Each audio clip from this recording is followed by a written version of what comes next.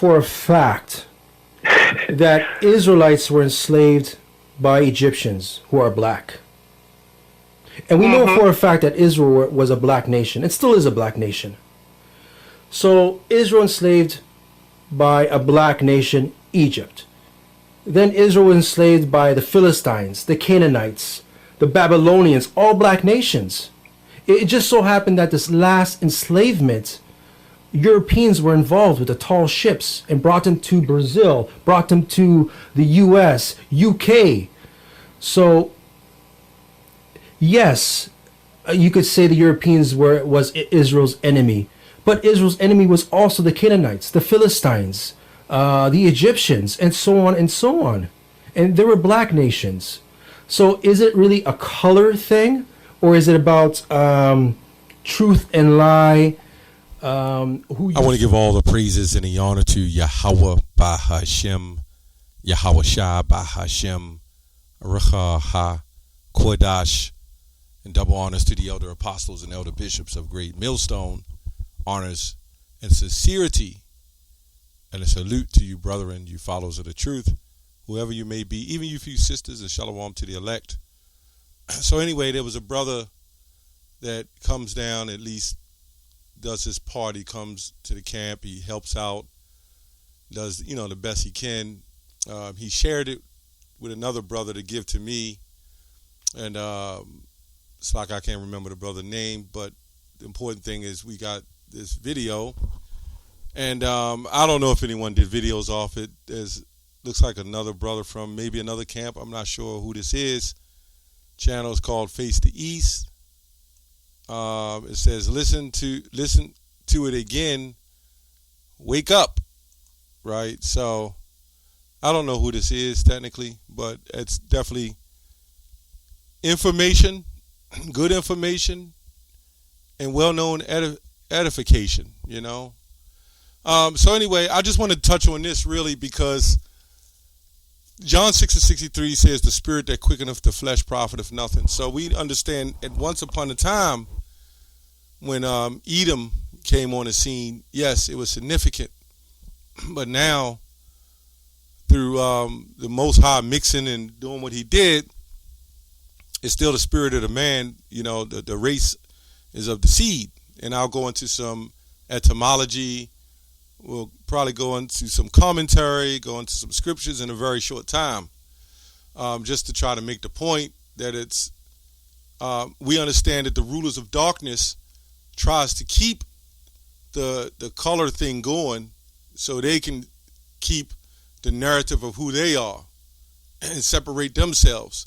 They push the ideology for us to do all these things, even in their movies, with each and everybody, but then they keep things to themselves.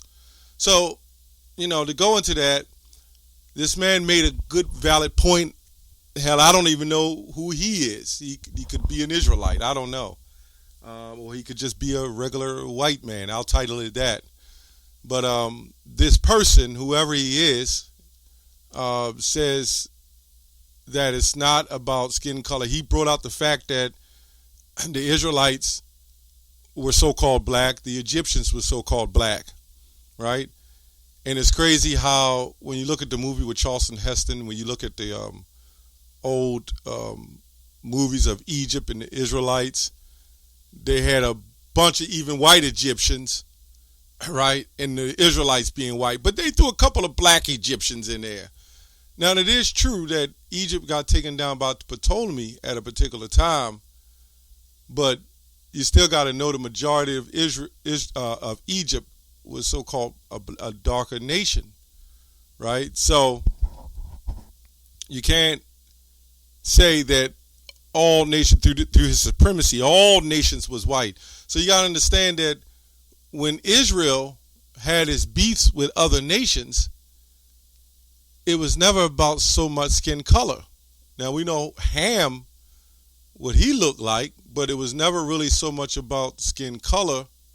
It was about a nationality thing.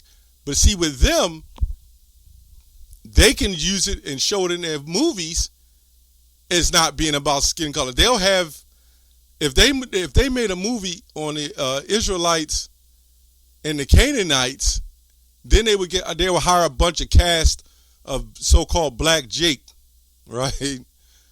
But if they said the Philistines or some other nation, they would have everybody white in their cast of movies. So this is why we see that Nahum 3:1 said it's all full of lies and robbery.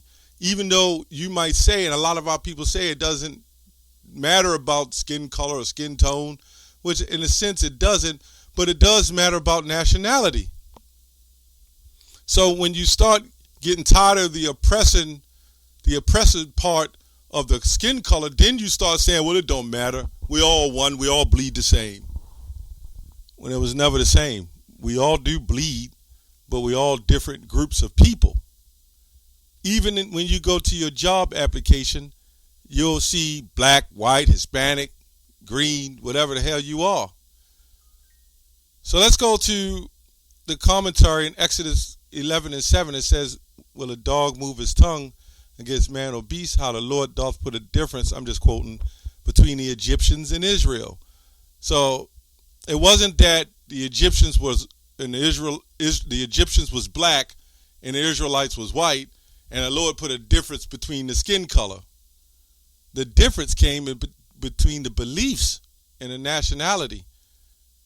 You got to remember, Moses went into Egypt. He passes an Egyptian. So what is that saying? Right?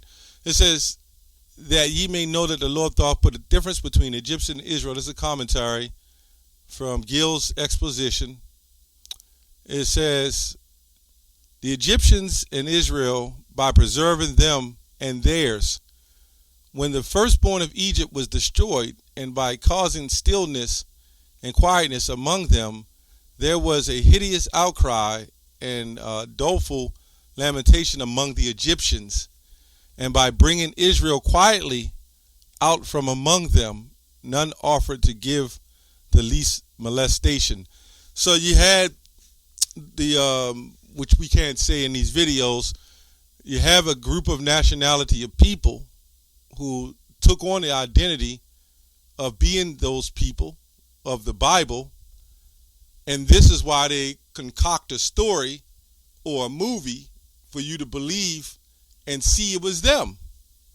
Then they even had the nerve to set up other dogmas of religions and put white Jesuses and white saviors over us. So they really wanted to fully suppress us from who we are. But now we're coming up.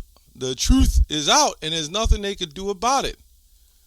Let's go to this word nation. This word nation on our etymology means a race of people. Race comes from the Latin word raza, or race, raza, which goes back to the word genetics, genes, and spermia, the seed. A race of people, large group of people with common ancestry. This is why you'll see in some dictionaries, you'll see the word nationality or nation. They'll say combinations of groups of people swarming together, right? Like America, which is multitudes, nations, and different groups of people. The reason why they did that, so they can set themselves up, and everybody know what I'm talking about, to say that, hey, look at us. We have to be those people. But then when you go into the Bible, Deuteronomy 20, which none of them can answer, Deuteronomy 28:64 said you'll be scattered, the true Israelites will be scattered from one end of the earth even to the other. No wonder they set up curriculums and preachers and teachers and set us up in those buildings and schools to teach us the way they wanted to teach us. No wonder they did that. It's all making sense now. So they can push the curriculum and the false philosophies and the ideologies and push a false narrative on our roots. Anything before the 1400s where we were just nobody. We were monkeys swinging on trees, right? Yeah. So anyway, that's nation. When you go into the word genus, let's go to Romans 2:10. But glory, honor, and peace to every man that worketh good, to the Jew first and also the Gentile. Right? I heard somebody, one of the Christians says, If the Gentiles was Jews, so would it say to the Jew and then to the Jew? Which doesn't make any sense. What does make sense, the Gentile was ones who was claiming to be of other nations and other nationalities, of other beliefs. So they would really be heathen men. Gentile is nothing more than a universal word. That's why it's used in many forms. Gentium, going back to Latin. So that would be a universal word. So we can see the Bible does have universalism in it, which vocab even said was wicked. So if it was wicked, you would have a problem with these words. You would have a problem with them saying Gentile is a heathen, Gentile is an Israelite. You would have a problem with that. But a lot of them know that it's through what we see in 1 Corinthians 12 that the Gentiles can be Israelites, like Tobit 13:3. So we look at this word Gentile, it goes back to the word Hellene. Let's see what Hellene says.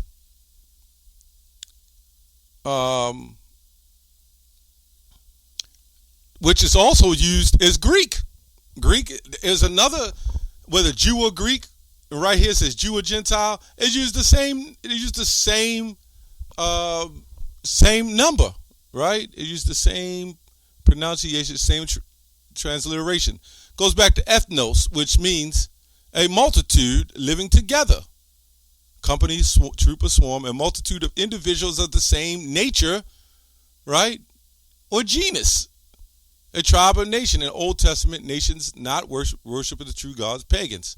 So it's telling you it's a difference in the Old Testament than Gentile in the New Testament. It says it here. That's why it's got 1, 2, 1A, 2A, 3, 4, 5, right? So let's look at the word genus. Let's see what the word genus in on our etymology. It says class of things, biological sense, race, stock, kind, a family, a birth, a descent, right? An origin. That's pretty much a familial tribal group. I mean, you can't get any plainer than that. So when we see here, we see this word when it says Jew or Greek or Gentile, we could clearly see it goes back to the genus. Right? Now, the question would be, are they Israelites or heathens of one tribal group? This is why clearly in I believe in 1 Corinthians, 2 Corinthians 12, it says, ye were once Gentiles carried away unto these dumb idols. So we can see the confusion there, which also proves that this has nothing to do with skin color, because if you had a group of Israelites, which some was in Egypt and some had messed with the Egyptians, you had the white Ptolemy and them went and messed with the Egyptians, the Israelites with the Egyptians, the Israelites with other nations. So you could kind of see that now it would we're only dealing with an elect group out of the Israelites. This is why when we read Isaiah 11, let's get that real quick just to clear up that point. The whole point we're trying to make, it's not about the skin color so much.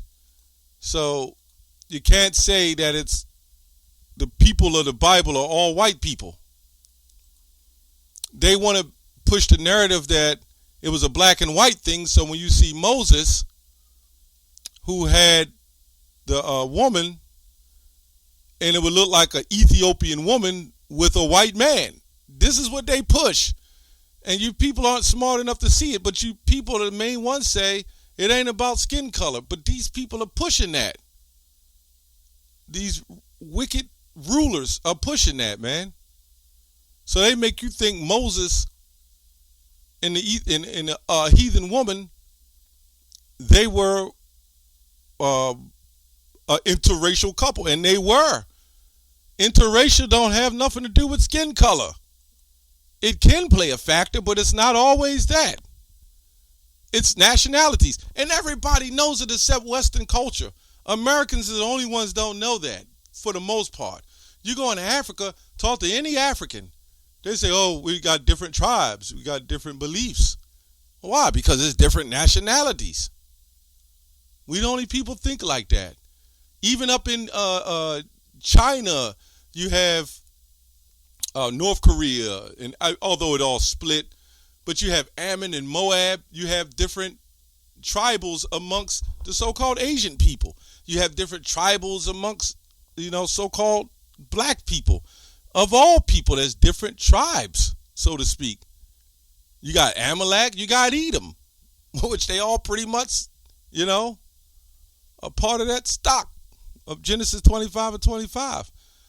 Isaiah 11, and it shall come to pass in that day that the Lord shall set his hand again the second time to recover the remnant of his people, which shall be left from Assyria. This goes to Deuteronomy 28:64. From Assyria and from Egypt and from Pathros, and from Cush and from Elam and from Shinar and from Hamath and from the islands of the sea. Now, these people are represented also in Babylon today, because our people have been scattered throughout, right? And this place represents Egypt as well, and Babylon. But then our people are all across the globe, We're scattered. So, anyway, that's to the point. This proves that the narrative, the whole point of the video, the narrative that they was pushing, that we were Canaanites and black Africans, also proves that Shem was a so-called black man. Ham was even a blacker man, and Japhet. So you had Shem, Ham, and Japhet. But when these people set up these churches and these curriculums and push that they're the people after they, steal land and put themselves there, that they're the people, but then because you're from Africa and they've known us to go into Africa and Spain, they kind of left that out, and Europe and different parts of the globe. So that's where the ships came from, which first came from Spain, but they came from Africa. So then they wanted to link with our history and put it all together, and they rolled it in there and said, you know what? You guys are African Americans. So they gave us African Americans. And the first thing you think of African Americans is the Canaanites, the Hamites, and the African nations. But them sitting right up near there considered them total different people, when really it was us warring with all other different dark nations on the planet, going back and forth. It was a good jig, but it's up. That's all I have on that. Shalom.